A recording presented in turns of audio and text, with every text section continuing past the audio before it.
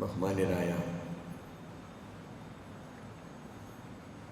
സത്യവിശ്വാസികളെ, വിശ്വാസിനികളെ, ലോകരക്ഷിതാവായ റബ്ബ് സുബ്ഹാനഹു വ തആലയുടെ നിയമങ്ങളും അവൻ്റെ വിധിവിലക്കുകളും ജീവിതത്തിൻ്റെ ഓരോ ഘട്ടങ്ങളിലും കൃത്യമായി പാലിച്ചുകൊണ്ട് പരമാവധി തഖ്വയുള്ള ജീവിതം നയിക്കണമെന്ന് എന്നോടും എല്ലാവരോടും വസിയ്യത്ത് ചെയ്യുകയാണ്, ഉപദേശിക്കുകയാണ്.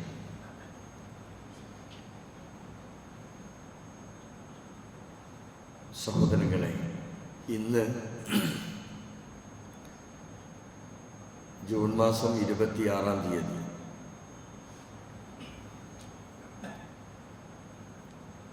ഇന്നത്തെ ഒരു പ്രത്യേകത എന്ന് പറയുന്നത് അന്താരാഷ്ട്ര ലഹരി വിരുദ്ധ ദിനമാണ്.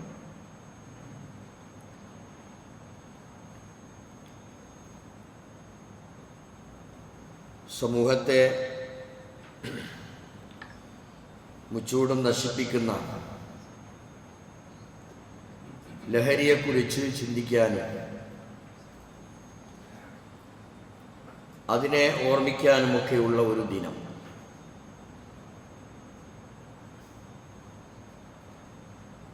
ലഹരി എന്ന വില്ലൻ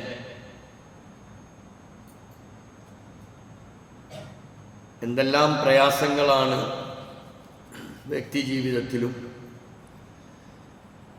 കുടുംബജീവിതത്തിലും സാമൂഹിക അന്തരീക്ഷത്തിലുമൊക്കെ അത് വരുത്തിവെക്കുന്ന വിന എത്രമാത്രമുണ്ട് എന്ന് ഏറെ ചിന്തിക്കുകയും സമൂഹത്തെ രക്ഷപ്പെടുത്താൻ എന്തു മാർഗമുണ്ട് എന്ന് ആരായുകയും ചെയ്യേണ്ട സന്ദർഭമാണ്. ഒരു സമൂഹത്തെ മൊത്തം നശിപ്പിക്കാൻ ഇന്ന് ബോംബുകൾ വർഷിക്കപ്പെടേണ്ടതില്ല. മറിച്ച് യുവതലമുറയെ ലഹരിക്കടിമപ്പെടുത്തിയാൽ മതി എന്നതാണ് ഏറ്റവും പുതിയ ചിന്ത.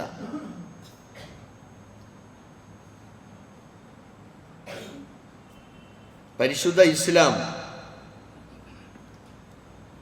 ലഹരിയുമായി ബന്ധപ്പെട്ട് ലഹരിയെ എങ്ങനെ നോക്കിക്കാണുന്നു എന്ന് നമ്മൾ അറിയണം.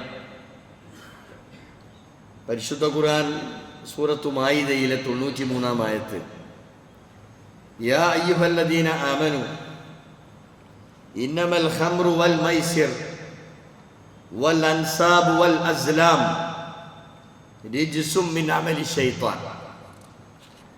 പരിശുദ്ധ ഖുർആൻ വളരെ കൃത്യമായി നേരത്തെ തന്നെ ഈ കാര്യം സമൂഹത്തെ അറിയിച്ചതാണ്.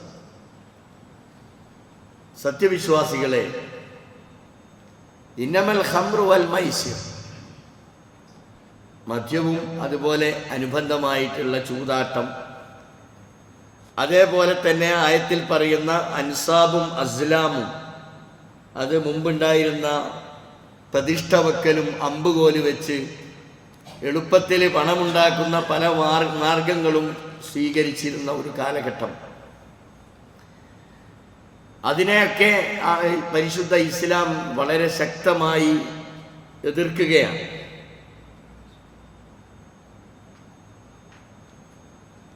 അപ്പം നമ്മുടെ ബുദ്ധിയെ നശിപ്പിക്കുന്ന ലഹരിയെ സംബന്ധിച്ച് വളരെ കൃത്യമായ ഒരു നിലപാട് പരിശുദ്ധ ഖുർആൻ വളരെ വ്യക്തമായി ഈ ലോകത്തെ അറിയിക്കുകയാണ്. മദ്യം അത് മാത്രമല്ല, ബുദ്ധിയെ നശിപ്പിക്കുന്ന എല്ലാം, അത് ഗുളികയാണെങ്കിലും ശരി, പുതിയ പുതിയ പേരുകൾ അറിയപ്പെടുന്ന MDMA ആണെങ്കിലും, അതേപോലെ തന്നെ ബ്രൗൺ ഷുഗർ, കഞ്ചാവ് എന്ന് വേണ്ട ഏതെല്ലാം തരത്തിലുള്ള സ്റ്റിക്കറുകളും എല്ലാം ഇതിൽ വന്നു കഴിഞ്ഞു. അള്ളാഹുവിൻ്റെ ഈ നിർദ്ദേശത്തിൽ അതെല്ലാം വന്നു കഴിഞ്ഞു. അപ്പൊ ഇതിൽ നിന്ന് മാറി നിൽക്കണം. ഇത് ഹറാമാണ്, ഇത് പാടില്ലാത്തതാണ്, വ്യക്തിയെ മാത്രമല്ല കുടുംബത്തെയും സമൂഹത്തെയും മുച്ചൂടും നശിപ്പിക്കുന്നതാണ് എന്ന് വളരെ കൃത്യമായി ഖുർആൻ പഠിപ്പിച്ച സംഗതിയാണ്. നമ്മളൊക്കെ മനസ്സിലാക്കിയതുപോലെ ലോകത്ത് അല്ലാഹു തആല സൃഷ്ടിച്ച കോടാനുകോടി സൃഷ്ടിജാലങ്ങൾ, ആ ജീവികളിൽ നിന്നെല്ലാം വ്യത്യസ്തമായി അള്ളാഹു മനുഷ്യന് മാത്രം നൽകിയിട്ടുള്ള വിശേഷ ബുദ്ധി എന്ന് പറയുന്നത്, അത് നഷ്ടപ്പെട്ടാൽ പിന്നെ നാൽക്കാലികളും മൃഗവും മനുഷ്യരും തമ്മിൽ പിന്നെ എന്ത് വ്യത്യാസമുള്ളത്? ഒരു വ്യത്യാസമില്ല. അപ്പോൾ ബുദ്ധിയെ നശിപ്പിക്കാൻ പാടില്ല എന്നും അത്തരത്തിലേക്ക് ബുദ്ധിയെ നശിപ്പിക്കുന്ന ലഹരികളിൽ നിന്ന് മാറി നിൽക്കണമെന്നും പരിശുദ്ധ ഖുർആൻ മുഹമ്മദ് റസൂലുള്ളാഹി സ്വല്ലല്ലാഹു അലൈഹി വസല്ലമ സമൂഹത്തെ വളരെ കൃത്യമായി സമുദ്ധരിച്ചിട്ടുണ്ട്. പ്രവാചകന്റെ കാലഘട്ടം, ആ കാലം എന്ന് പറയുന്നത് വെറും പെണ്ണിനും കള്ളിനും വേണ്ടി മാത്രം ജീവിച്ച ഒരു സമൂഹം. വേറെ ഒരു ലക്ഷ്യവും ജീവിതത്തിലില്ല. യുദ്ധം, അത് കഴിഞ്ഞാൽ പിന്നെ അതോടൊപ്പം ഉള്ളതാണ് കള്ളും പെണ്ണും. അത് വ്യാപകമായ രീതിയിൽ അതിനൊന്നും ഒരു വിലക്കോ അല്ലെങ്കിൽ കൃത്യമായ ഒരു നിയമമോ ഒന്നുമില്ലാതെ അങ്ങനെ ജീവിച്ചു കൊണ്ടിരിക്കുന്ന ഒരു കാലഘട്ടം. ആ സമയമാണ് പ്രവാചകൻ സല്ലല്ലാഹു അലൈഹി വസല്ലമ പരിശുദ്ധ ഖുർആനിന്റെ അവതരണം ഘട്ടം ഘട്ടമായി അത് വന്ന് പ്രവാചകൻ അതിലൂടെ ഈ സമൂഹത്തെ സമുദ്ധരിച്ചെടുക്കുകയാണ്. അന്നൊക്കെ ഉണ്ടായിരുന്ന കവികള്, അവർക്ക് കവിത വരണമെങ്കിൽ ലഹരി ഉപയോഗിക്കണം എന്നത് അന്നത്തെ ഒരു ചിത്രം മാത്രമല്ല, ഇന്നും പല ചിന്തകന്മാരോടും പല എഴുത്തുകാരെയും നമ്മൾ സമീപിച്ചാൽ അവരുടെ എഴുത്തിൻ്റെ പിന്നിലോ അല്ലെങ്കിൽ അവരുടെ ഈ ചിന്തക്ക് പിന്നിലോ ഒക്കെ ഇതുപോലെയുള്ള ലഹരികൾ ഉണ്ട് എന്നതൊരു സത്യം. എന്നിട്ട് അന്നത്തെ കവികൾ എഴുതി വെച്ചിട്ടുണ്ട്, ഇദാമിത്തു ഫദ്ഫിന്നി അലാ ജംബി കർമതി തുറവ്വി ഇളാമി ബഅദ മൗതി ഉറൂഖുഹാ. എഴുതി വെച്ചതാ, അവരുടെ കവിതകളിലുള്ളതാ. ഇദാമിത്തു ഫദ്ഫിന്നി, ഞാൻ മരണപ്പെട്ടാൽ അലാ ജംബി കർമതി, ആ മുന്തിരിവള്ളിയുടെ ചുവട്ടിൽ എന്നെ മറമാടണം എന്ന്. എന്തിനെ? തുറവ്വി ഇളാമി ബഅദ മൗതി ഉറൂഖുഹാ, ഞാൻ മരിച്ചിട്ട് എൻ്റെ ഞരമ്പുകൾ അതിൻ്റെ ആ മുന്തിരിയുടെ വള്ളിയിലൂടെ അതിൻ്റെ ചാറ് ആസ്വദിക്കട്ടെ എന്ന് പോലും എഴുതി വെച്ച കവികൾ ഉണ്ടായിരുന്നു എന്നതാണ്. അങ്ങനെ ഘട്ടം ഘട്ടമായി പ്രവാചകൻ സല്ലല്ലാഹു അലൈഹി വസല്ലമ ആ സമൂഹത്തെ മാറ്റിയെടുക്കുകയാണ്. കുല്ലു മുസ്കിരിൻ ഹറാം, മത്തുണ്ടാകുന്ന എല്ലാത്തരം ലഹരി ഉണ്ടാകുന്ന എല്ലാ വസ്തുക്കളും അത് ഹറാമാണ് എന്ന് വളരെ കൃത്യമായി പ്രവാചകൻ സല്ലല്ലാഹു അലൈഹി വസല്ലമ ആ സമൂഹത്തെ പഠിപ്പിച്ച് അവരെ മാറ്റിയാ ചെയ്തത്. ഇവിടെ ഇസ്ലാം ഇത് ആ കാലഘട്ടത്തിൽ അവിടെ വരുത്തിയ ആ ഒരു പരിവർത്തനം അത് വല്ലാത്ത ഒരു പരിവർത്തനമാണ്. കാരണം ഇതിൻ്റെ ഇടപെടൽ എന്ന് പറയുന്നത് തികച്ചും ഒരു പൈശാചികമായ ഇടപെടലാണ്. നമ്മുടെ ഇന്നത്തെ ഈ തലമുറയെ അതിലേക്ക് അങ്ങ് കൊണ്ടുപോയി എത്തിച്ചിരിക്കുന്നത് ഇത് വല്ലാത്തൊരു വിപത്ത്. നമുക്കറിയാം ഈ വിപത്ത് എന്തുമാത്രമുണ്ട് എന്ന് നമുക്കറിയാം. ആദം നബി അലൈഹിസ്സലാത്തു വസ്സലാമയെ സ്വർഗത്തിൽ നിന്ന് പുറത്താക്കപ്പെട്ടത് ഒരു കഷ്ണം പഴം ഭക്ഷിച്ചതിന്റെ പേരില. ഒരു കഷ്ണം പഴം തിന്നരുതെന്ന് പറഞ്ഞു, ആ മരത്തെക്കൊള്ള അടുക്കരുതെന്ന് പറഞ്ഞു. വലാ തഖറബ ഹാദിഹി ഷജറ, അടുക്കരുത് നിങ്ങൾ, എങ്കിൽ അടുത്താലോ ഫതകൂന മിനൽ ളാലിമീൻ, നിങ്ങൾ അക്രമിയായി പോകും, ഇവിടുന്ന് പുറത്തു പോകേണ്ടി വരും. വളരെ കൃത്യമായ കൽപ്പന. പക്ഷേ പിശാചി സമ്മതിച്ചില്ല. പിശാചി ഇടപെട്ടു, ഭക്ഷിപ്പിച്ചു ഒരു കഷ്ണം പഴം. ആ സ്വർഗീയമായ ജീവിതം അവസാനിപ്പിച്ചത് ഒരു കഷ്ണം പഴമാണെങ്കിൽ, ഇന്ന് നമ്മുടെ യുവാക്കളെ വീഴ്ത്തുന്നത് ഒരു ഗുളിക. ഇത്രേ വ്യത്യാസമുള്ളൂ. ആദം നബിയെ അന്ന് ഒരു കഷ്ണം പഴമാണ് സ്വർഗത്തിൽ നിന്ന് പുറത്താക്കാൻ കാരണമായതെങ്കിൽ, ഇന്ന് നമ്മുടെ യുവാക്കളെ വീഴ്ത്തുന്നത് ഒരു ചെറിയ ഗുളികയാണ്. ഇതാണ് ഇന്നും അന്നും ഓരോ കാലഘട്ടത്തിലും ഉള്ള വിഷയങ്ങൾ നമ്മൾ മനസ്സിലാക്കണം. പിശാച് പറയും, എന്താ പറയാ, പിശാച് ഇത്രേ പറയൂ നമ്മുടെ മക്കളോട്, എൻ്റെയും നിങ്ങളുടെയും ഒക്കെ മക്കളോട് പിശാച് പറയും, എടോ ഇത് ഒരു തവണ, ഒരു പ്രാവശ്യമല്ലേ, അതുകൊണ്ടൊന്നും ഈ ലോകം ഇടിഞ്ഞു പൊളിഞ്ഞു വെക്കൂല, ഒരു തവണ മാത്രം. വീണ്ടും പിശാച് പറയും, എടോ നീ മാത്രമൊന്നുമല്ല ഈ രാജ്യത്തുള്ളത്, എല്ലാവരും ഇത് ഉപയോഗിക്കണില്ലേ, എല്ലാവരും ഉപയോഗിക്കുന്നുണ്ടല്ലോ, അതുകൊണ്ട് ഒരു തവണ മാത്രം. പിന്നെ ചോദിക്കുന്ന മൂന്നാമത്തെ ചോദ്യം, നീ ഒരാണല്ലേന്നാ. നീ ഒരാണല്ലടോ. അത് കഴിഞ്ഞാൽ പിന്നെ പറയുന്നൊരു ചോദ്യം, ഈ കാലം ഏതാണെന്ന് നിനക്കറിയോ? പിശാചിന്റെ ചോദ്യമാണ്. അധുനാധുന കാലഘട്ടത്തിലല്ലേ നീ ജീവിക്കുന്നത്?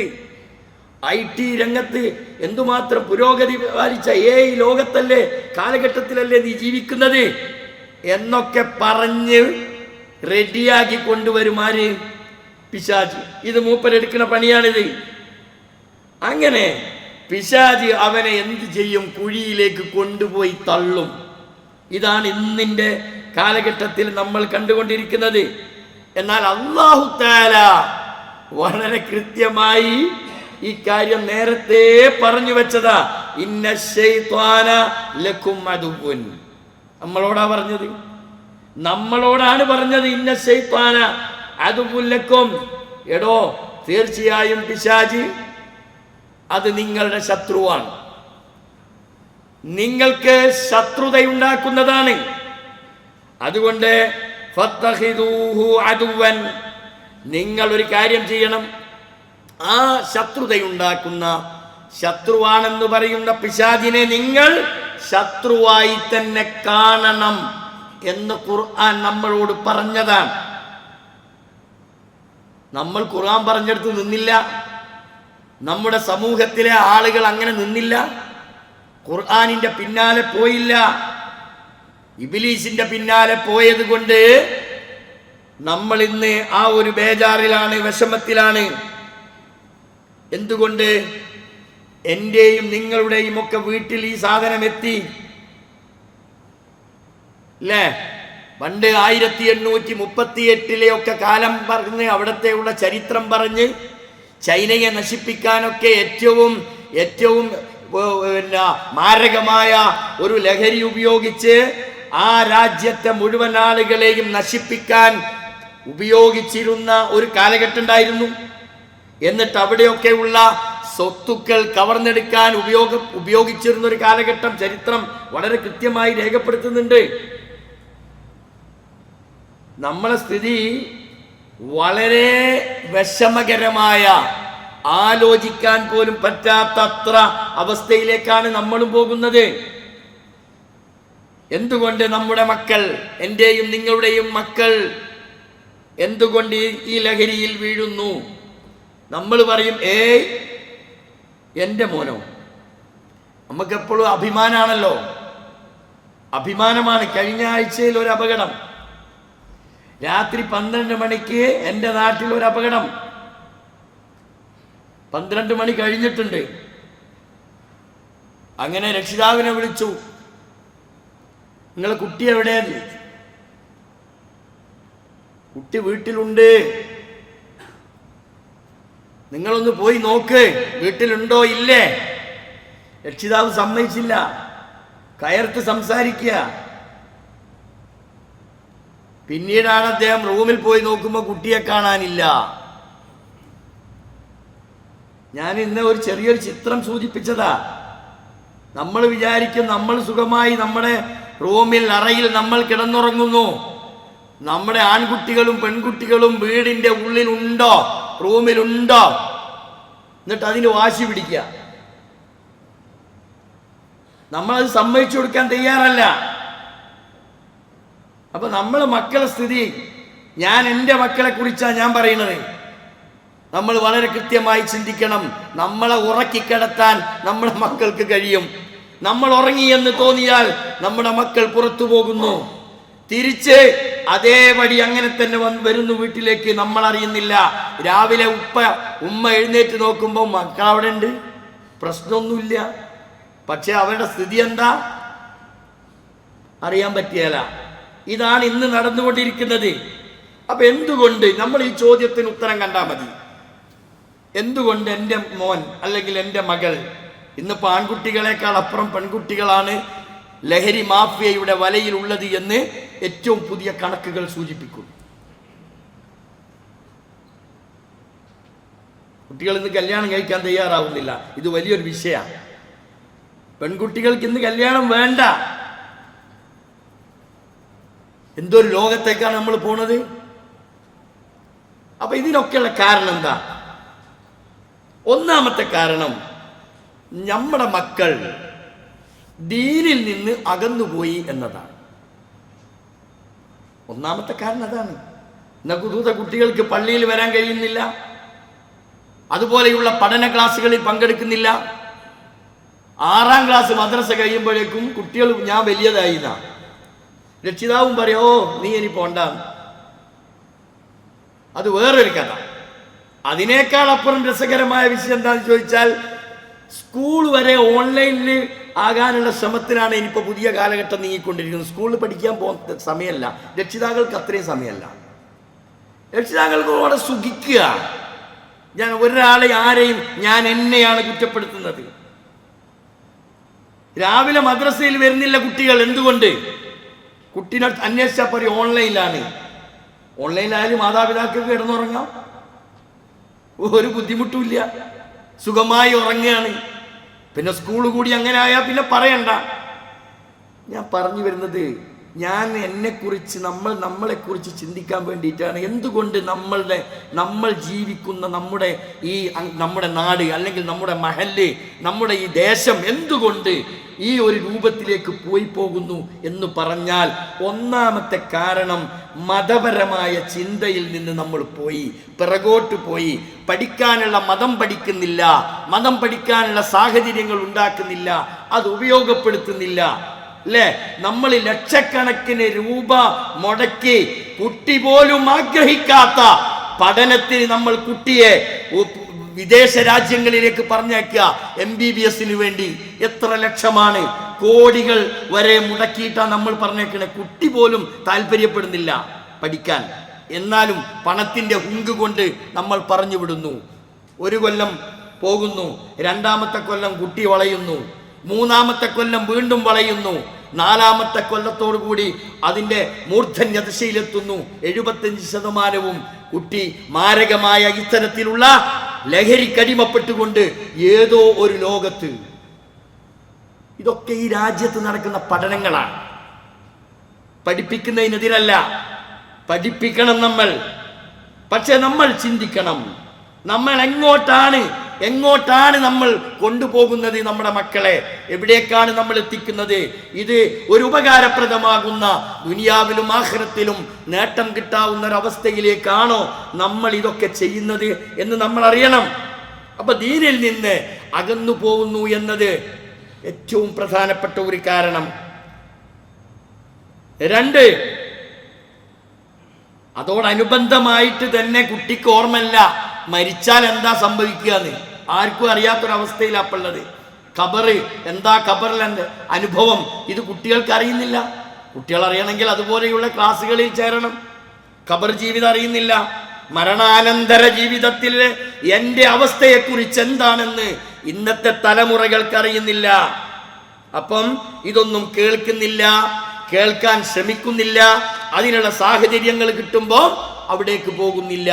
ഇതാണ് ഏറ്റവും പ്രധാനപ്പെട്ട ഒരു കാരണം.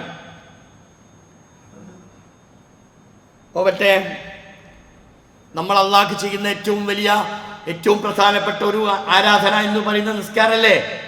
നമ്മളെ കുട്ടി നിസ്കരിക്കുന്നുണ്ടോ? നമ്മുടെ കുട്ടി നമസ്കാരം നിർവഹിക്കുന്നുണ്ടോ? വലിയവരും അല്ലാത്തവരും ഒക്കെ ചിന്തിക്കേണ്ട ഒരു കാര്യമാണ്. കൃത്യമായി നമസ്കരിക്കാത്ത ഒരു സാഹചര്യം വരുമ്പോൾ നമ്മൾ എന്താ സംഭവിക്കാന്ന് വെച്ചാൽ ജീവിതത്തിൽ ഒരു ദിശാബോധമുണ്ട്. ആ ദിശാസൂചിക തെറ്റിപ്പോവും.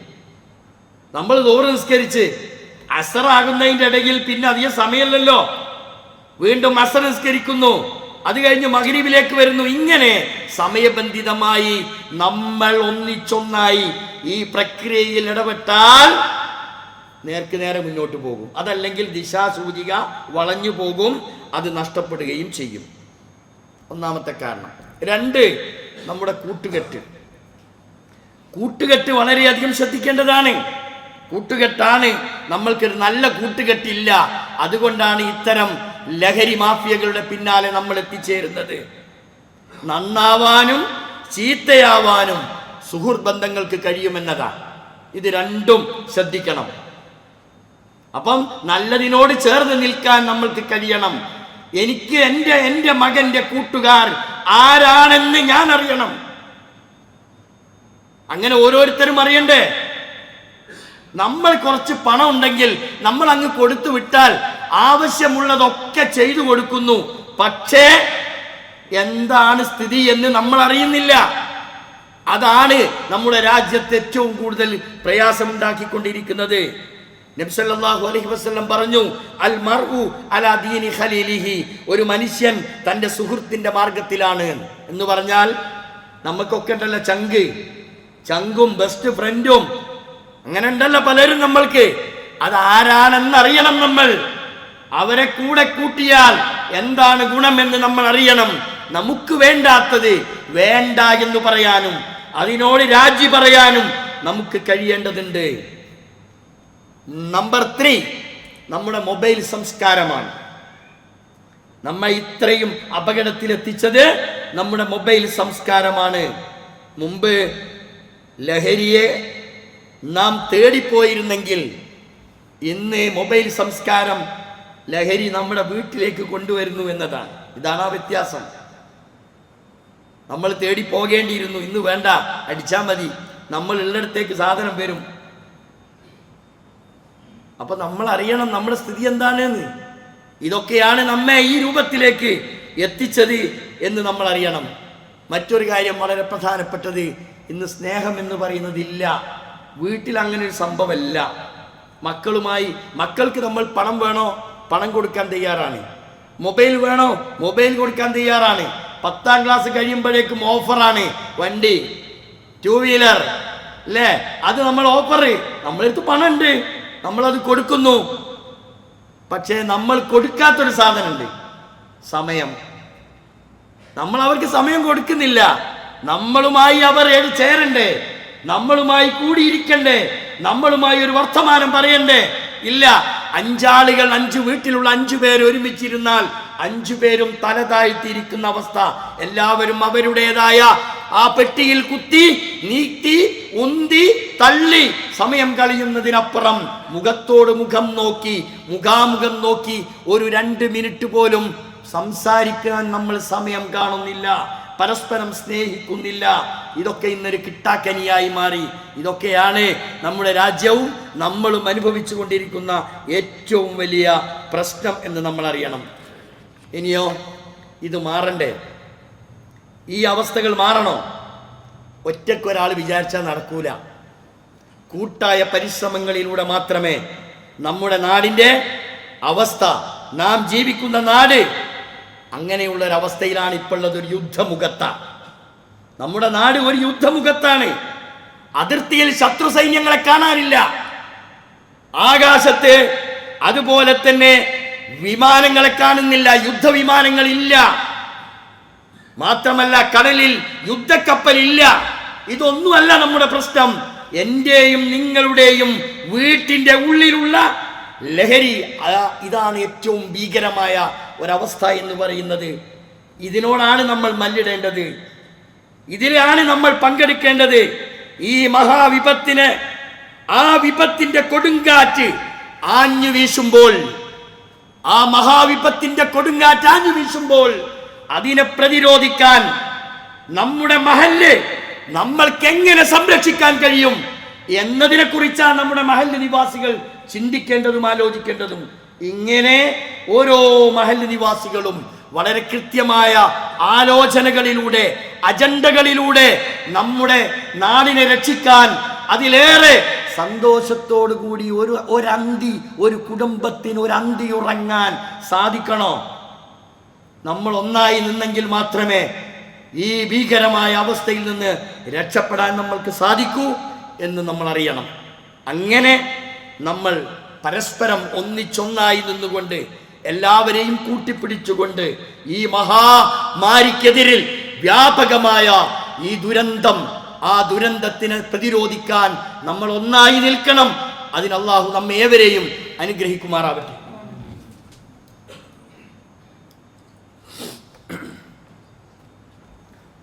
അൽഹംദുലില്ലാഹി റബ്ബിൽ ആലമീൻ വസല്ലല്ലാഹു അലാ നബിയിൽ കരീം വഅലാ ആലിഹി വസഹ്ബിഹി അജ്മഈൻ. ഇത്തഖുല്ലാഹ സാനിയം ബിതഖ്വല്ലാഹ്. പ്രിയപ്പെട്ട സഹോദരങ്ങളെ, അള്ളാഹുവിനെ സൂക്ഷിച്ച് തഖ്വയുള്ളവരായി ജീവിക്കണേ എന്ന് ഒരിക്കൽ കൂടി വസിയത്ത് ചെയ്യുകയാണ്, ഉപദേശിക്കുകയാണ്. ഞാൻ സൂചിപ്പിച്ചതുപോലെ ഏതെങ്കിലും ഒരു വിഭാഗം അല്ലെങ്കിൽ ഒരു കൂട്ടർ മാത്രം വിചാരിച്ചാൽ പരിഹാരമുണ്ടാകുന്ന ഒന്നല്ല. ഇപ്പോൾ കേരളത്തിലെ സർക്കാർ ഈ രംഗത്ത് വളരെ വിപ്ലവകരമായ ഒരു മുന്നേറ്റത്തിനാണ് തുടക്കം കുറിച്ചിട്ടുള്ളത്. ഏകദേശം ഈ ദിവസങ്ങൾക്കിടയിൽ 4000-ഓളം കേസുകൾ രജിസ്റ്റർ ചെയ്തിട്ടുണ്ട് എന്നും 20,000 കോടി രൂപയുടെ മയക്കുമരുന്നുകളാണ് പിടിക്കപ്പെട്ടത് എന്നും ഏറ്റവും പുതിയ ഒരു അനൗദ്യോഗിക കണക്കാണ്. തൂഫാൻ വലിയ വിപ്ലവമാണ്. ഏത് ഗവൺമെൻറ് ആണെങ്കിലും നമുക്ക് സംബന്ധിച്ചിടത്തോളം ഗവൺമെൻറ്റുകൾ ആരോ വരട്ടെ, ആര് ഇത്തരം പ്രവർത്തനങ്ങൾക്ക് നേതൃത്വം കൊടുത്താലും അതിൻ്റെ കൂടെ നിൽക്കാൻ നമ്മൾക്ക് കഴിയണം. ഇത് ഗവൺമെൻറ് അല്ല, അത് അവർ ചെയ്തോട്ടെ എന്നല്ല വിചാരിക്കേണ്ടത്. ഇത് എൻ്റെ മക്കളെ, എൻ്റെ മകളെ, എൻ്റെ മകനെ രക്ഷിക്കാനുള്ള ഈ ഒരു പോരാട്ടത്തിൽ ഞാനും കൈകോർക്കുന്നു എന്ന ചിന്തയോടുകൂടിയാവണം ഓരോ മഹല്ലിലും ആ നിലക്കുള്ള ജനകീയ സമിതികളൊക്കെ രൂപീകരിച്ച് ഇത്തരം വ്യാപകമായ ഈ ഒരവസ്ഥയ്ക്ക് ഒരു സമാധാനമുണ്ടാകണമെങ്കിൽ നമ്മൾ ഇടപെടേണ്ടതുണ്ട്. ഖുർആൻ ഈ വിഷയത്തിൽ നമ്മളോട് പറഞ്ഞിട്ടുള്ളതും അങ്ങനെ തന്നെ. തആവനു അലൽ ബിർരി വത്തഖ്വ, തആവനു അലൽ ബിർരി തഖ്വ. ആരെന്ന് നോക്കണ്ട, നന്മയുടെ കാര്യത്തിൽ നിങ്ങൾ സഹായിക്കണം പരസ്പരം. വലാ തആവനു അലൽ ഇസ്മി വൽ ഉദ്വാൻ. ശത്രുതയുണ്ടാക്കുന്ന വിഷയങ്ങളിൽ നിങ്ങൾ സഹായിക്കരുത് എന്നത് ഖുർആനിൻ്റെ പൊതു നിർദ്ദേശമാണ്. നേരത്തെ സൂചിപ്പിച്ചല്ലോ, പിശാച് അമ്മാതിരി ഇടപെടലുകളാണ് ഈ രംഗത്ത് നടത്തുന്നത്. അത് ഖുർആൻ അങ്ങനെ തന്നെ നമ്മൾക്ക് പറഞ്ഞു തന്നിട്ടുണ്ട്. ഇന്നമാ യുരീദു ശൈത്താൻ, പിശാച് ഈ രംഗത്ത് ആഗ്രഹിക്കുന്നത് എന്താണെന്നറിയോ? അയ്യൂഖിയ ബൈനക്കും, നിങ്ങൾക്കിടയിൽ അൽ അദാവത വൽ ബഗ്ള, പരസ്പരം വിദ്വേഷവും ശത്രുതയും ഉണ്ടാക്കാനാണ് പിശാച് ഈ രംഗത്ത് ശ്രമിച്ചുകൊണ്ടിരിക്കുന്നത്. ഫിൽ ഖംറി വൽ മൈസിർ, അത് മദ്യത്തിലാകട്ടെ, അത് ചൂതാട്ടത്തിലാകട്ടെ, അത് ഏത് തരം, നേരത്തെ പറഞ്ഞല്ലോ ഏത് തരം മദ്യമാണ്. വില കുറഞ്ഞ മദ്യം, വീര്യം കുറഞ്ഞത്, വീര്യം കൂടിയത്, ഇങ്ങനെയൊന്നുമില്ല. അത് ഏത് തരം മദ്യമാണെങ്കിലും അത് വിഷമാണ്, അത് ഹറാമാണ്, അതിനെ എതിർക്കപ്പെടേണ്ടതാണ്. അതിലൊരു സംശയവുമില്ല. ഖുർആൻ പച്ചയായി അങ്ങനെ തന്നെയാണ് പറഞ്ഞിട്ടുള്ളതും. ഈ മൈസിറും ചൂതാട്ടവും അതുപോലെ കള്ളും മദ്യവും ഇതെല്ലാം ഇത് ഉപയോഗിക്കുന്നതിലൂടെ ഉണ്ടാകുന്നത് സ്വൈര്യ ജീവിതം നഷ്ടപ്പെടുക എന്നതാണ്. വ്യക്തിജീവിതവും കുടുംബജീവിതവും ആകെ നശിക്കുക എന്നതാണ്. മാത്രമല്ല വയസുദ്ദുക്കും അൻദിക്രില്ല, അല്ലാഹുവിനെ സ്മരിക്കുന്നതിൽ നിന്ന് നിങ്ങളെ തടഞ്ഞു നിർത്തുന്നു. വഅനിസ്സലാ, നമസ്കാരത്തെ തൊട്ടും നിങ്ങളെ തടഞ്ഞു നിർത്തുന്നു. എന്നിട്ട് ഖുർആൻ ചോദിക്കുക വഹൽ അൻതും മുൻതഹൂൻ, ഇനി നിങ്ങൾക്ക് വിരമിക്കാൻ സമയമായില്ല. ഇതാണ് ഈ ആയത്തിന്റെ കഷ്ണമാണ് മദ്യ നിരോധനവുമായി ബന്ധപ്പെട്ട് റസൂലുള്ളാഹി സ്വല്ലല്ലാഹു അലൈഹി വസല്ലമ 3 ഘട്ടങ്ങളിലായി ആയിട്ടാണ് ഈ മദ്യം നിരോധിച്ചത്. അതിൻ്റെ ഏറ്റവും അവസാനത്തെ ഭാഗം ഇതാ, ഫഹൽ അൻതും മുൻതഹൂൻ, ഇനിയും നിങ്ങൾക്ക് വിരമിക്കാറായിട്ടില്ലേ. ഇത് കേട്ടപ്പോഴാണ് അന്ന് മദ്യം കഴിച്ചുകൊണ്ടിരുന്ന ആളുകൾ പീപ്പക്കുറ്റികൾ വലിച്ചെറിഞ്ഞത്, തച്ചുടച്ചത്, തെരുവീതികളിലൂടെ മദ്യത്തിന്റെ പുഴ ഒഴുകി എന്ന് പറയപ്പെടുന്ന ചരിത്രമുണ്ടായത് ആ ഒരു ഘട്ടത്തിലാണ്. കുടിച്ച മദ്യം കൈ വായിലിട്ട് അത് പുറത്തേക്ക് തള്ളിച്ചു. ഒരു ഖുർആനിന്റെ ആയത്തിറങ്ങിയപ്പോണ്ടായ മാറ്റം നമ്മൾ ആലോചിച്ച് നോക്കി. അതാ മാറ്റം. ഇനി ഇതൊരു പുതിയ സംഭവമാണോ? ലോകത്ത് വന്നിട്ടുള്ള എല്ലാ പ്രവാചകന്മാരും അതാത് കാലഘട്ടത്തിൽ ഉണ്ടായിരുന്ന തിന്മകൾക്കെതിരിൽ പോരാടിയിരുന്നു. നമുക്കറിയാം, നൂഹ് അലൈഹിസ്സലാത്തു വസ്സലാം പ്രബോധന വീഥിയിലേക്ക് കടന്നു വന്ന ഒന്നാമത്തെ പ്രവാചകൻ. നൂഹ് അലൈഹിസ്സലാത്തു വസ്സലാമ അഭിമുഖീകരിച്ച സംബോധിത വർഗം എന്ന് പറയുന്നത് ബഹുദൈവ വിശ്വാസത്തിലും വിഗ്രഹാരാധനയിലും മുഴുകിച്ചേർന്ന സമൂഹത്തെ യഥാർത്ഥമായ വഴിയിലേക്ക് കൊണ്ടുവരുന്നതിന് വേണ്ടി 950 കൊല്ലം പ്രബോധനം ചെയ്തു എന്ന് ഖുർആൻ സാക്ഷ്യപ്പെടുത്തിയിട്ടില്ലേ? ഹൂദ് അലൈഹിസ്സലാത്തു വസ്സലാം അദ്ദേഹത്തിന്റെ ജനത എന്ന് പറയുന്നതും ഇതുപോലെ തന്നെ ബഹുദൈവ വിശ്വാസികളായിരുന്നു. മാത്രമല്ല അഹങ്കാരത്തിന്റെ മൂർധന്യതയിൽ ജീവിച്ച സമൂഹമായിരുന്നു. അവരെ മാറ്റിക്കൊണ്ടുവരാനായിരുന്നു ഹൂദ് അലൈഹിസ്സലാമിനെ നിയോഗിക്കപ്പെട്ടത്. സ്വാലിഹ് അലൈഹിസ്സലാത്തു വസ്സലാം ധിക്കാരികളായ സമൂഹത്തെ അവരുടെ ധിക്കാരം അടിച്ചമർത്തത്തിന് വേണ്ടിയായിരുന്നു നിയോഗിക്കപ്പെട്ടതെങ്കിൽ ശുഐബ് നബി അലൈഹിസ്സലാത്തു വസ്സലാമയെ നിയോഗിച്ചത് അളത്തത്തിലും തൂക്കത്തിലും കൃത്രിമം കാണിച്ചുകൊണ്ട് കച്ചവടം ചെയ്തിരുന്ന ആളുകളെ നന്നാക്കി എടുക്കുന്നതിന് വേണ്ടിയായിരുന്നു ശുഐബ് നബിയുടെ നിയോഗം എന്ന് ഖുർആൻ സാക്ഷ്യപ്പെടുത്തുന്നത്. അതേപോലെ തന്നെ ലൈംഗികമായ അരാജകത്വം നടന്നപ്പോ അതിനെ പ്രതിരോധിക്കാൻ, അത് കൃത്യമായി ബോധ്യപ്പെടുത്തി കൊടുക്കാനായിരുന്നു ലൂത്ത് അലൈഹിസ്സലാത്തു വസ്സലാമിനെ അള്ളാഹു നിയോഗിച്ചത്. മൂസ അലൈഹിസ്സലാത്തു വസ്സലാമയുടെ നിയോഗം വിശ്വാസം അത് എന്താണെന്നും കൃത്യമായ വിശ്വാസം എന്താണെന്ന് ബോധ്യപ്പെടുത്തി കൊടുക്കുന്നതോടൊപ്പം ശിർക്കിനെതിരെയുള്ള ശക്തമായ ഒരു യുദ്ധമാണ് മൂസ അലൈഹിസ്സലാത്തു വസ്സലാം ചെയ്തത്. അതുമാത്രമല്ല, ഫാസിസത്തെ അടിച്ചമർത്താനുള്ള ഏതെല്ലാം വഴികളുണ്ടോ അതൊക്കെ തേടി ആ നിലയ്ക്ക് പ്രബോധനം ചെയ്ത ഒരു പ്രവാചകൻ, അവസാനത്തെ പ്രവാചകൻ മുഹമ്മദ് റസൂലുള്ളാഹി സ്വല്ലല്ലാഹു അലൈഹി വസല്ലം. അദ്ദേഹത്തിന്റെ ആ തുടക്കത്തിൽ നമ്മൾ പറഞ്ഞല്ലോ, ബഹുദൈവാരാധന നിലനിന്നിരുന്ന കാലം, ശിർക്ക് അതിനെ തുടച്ചു മാറ്റുന്നതിന് വേണ്ടിയുള്ള പ്രവർത്തനമാണ് മുഹമ്മദ് റസൂലുള്ളാഹി ആദ്യം നടത്തിയത്.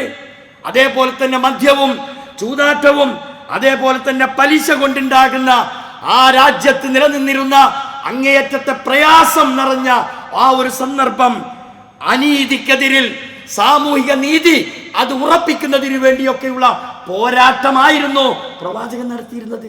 അതിന്റെ പിന്തുടർച്ച നമ്മളാണ്. അതുകൊണ്ട് നമ്മളാണ് ആ കാര്യം ചെയ്യേണ്ടത്. മൻ റഅ മിൻകും മുൻകറൻ, ഒരു തിന്മ കണ്ടാൽ ഫൽയുഗയ്യിറുഹു ബിയദിഹി, സ്വന്തം കൈകൊണ്ട് അത് തടുക്കാൻ കഴിയണം, പറയണം. നമ്മൾ കേട്ടില്ല, ഹൃദയം കൊണ്ട് വെറുത്ത് കളയാനാണ് പരിശുദ്ധ ഇസ്ലാം പറയുന്നത്. ഈ നിലക്ക് ഇൻഡിവിജ്വല ഇത്തരം കാര്യങ്ങൾ വ്യക്തിപരമാണ്. ഓരോരുത്തരും അവനവനെ കൊണ്ട് കഴിയുന്ന കാര്യങ്ങൾ ചെയ്ത് പ്രവർത്തിച്ച് മുന്നോട്ട് പോയാൽ നമ്മുടെ കുടുംബം രക്ഷപ്പെടും, നമ്മുടെ വീട്ടിൽ സന്തോഷമുണ്ടാകും. സുഖം എന്ന് പറയുന്നത് താൽക്കാലികമാണ്. സന്തോഷമുണ്ടാകും, അതെപ്പോഴും നിലനിൽക്കുന്നതാ. സുഖവും സന്തോഷവും വ്യത്യസ്ത 2 കോണുകളാ. സുഖം എന്ന് പറയുന്നത് ഒരു താൽക്കാലികമാണ്, പിന്നെ അതിനാലോചിച്ചാൽ കിട്ടൂല. അത് ഉപയോഗിക്കുമ്പോൾ കിട്ടുന്ന സുഖം ഉണ്ടാവും. എന്നാൽ സന്തോഷം അങ്ങനല്ല, അതെന്നും നിലനിൽക്കുന്നതാ. എന്നും നിലനിൽക്കുന്ന സന്തോഷത്തിന് വേണ്ടിയാവണം നമ്മുടെ പ്രവർത്തനങ്ങൾ. ആ നിലക്ക് ഉള്ള ഒരു അന്തരീക്ഷം ഉണ്ടാക്കിയെടുക്കാൻ എല്ലാവരുടെയും കൂട്ടായ പരിശ്രമം ഈ രംഗത്ത് അത്യാവശ്യമാണ് എന്നുകൂടി ഓർമ്മപ്പെടുത്തുകയാണ്. അല്ലാഹു സുബ്ഹാനഹു വ തആല നീതിയുടെ പക്ഷത്ത് നിൽക്കാനും നേരായ മാർഗത്തിലൂടെ ചലിക്കാനും നന്മയുടെ കൂടെ നിൽക്കാൻ അതിന് പിന്തുണ നൽകാൻ അല്ലാഹു തആല നമുക്കേവർക്കും തൗഫീഖ് നൽകി അനുഗ്രഹിക്കുമാറാവട്ടെ. സത്യം മനസ്സിലാക്കുകയും അത് ഉൾക്കൊള്ളുകയും ചെയ്യുന്ന മുഅ്മിനുകളിൽ അല്ലാഹു നമ്മെ ഏവരെയും ഉൾപ്പെടുത്തുമാറാവട്ടെ. ജീവിതത്തിൽ വന്നുപോയിട്ടുള്ള തെറ്റുകുറ്റങ്ങൾ അല്ലാഹു തആല അവൻ്റെ മഹത്തായ ഫദ്ല് കൊണ്ട് അതെല്ലാം വിട്ടു പൊറുത്ത് മാപ്പാക്കി തരുമാറാവട്ടെ. കുടുംബത്തിൽ ഐക്യവും സന്തോഷവും അല്ലാഹു നിലനിർത്തുമാറാകട്ടെ. രോഗികളായി കിടക്കുന്ന ഒരുപാട് ആളുകളുണ്ട്.